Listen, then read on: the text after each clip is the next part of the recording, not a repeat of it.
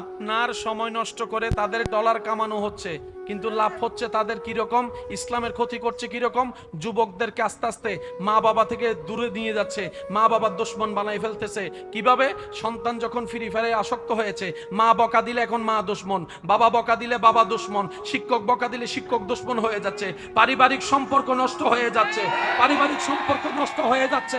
আবার এইদিকে আসক্তিতার কারণে 5 ওয়াক্তে 5 বার যে ছেলেটা নামাজের ডাকে সাড়া দিত, আজকে তার আর ওদিকে মন যেতে যাচ্ছে না, নামাজ পড়তে যেতে যাচ্ছে না। কিভাবে আটকাই ফেললো? কারণ গেমটাকে এমন ভাবে সাজাই দিয়েছে, একা খেললে হয় না, ওদিক থেকে একজন কথা বলে বলে খেলে। এখন আমার ভাই চিন্তা করে, আমি যদি নামাজের মধ্যে চলে যাই, ওই দুজন খেলোয়াড় তো থেকে যাবে, আমার তো লস হয়ে যাবে, খেলায় তো গেম হেরে যাব, নামাজটা কজা করব, তা গেমটা একটু খেলে ফেলি।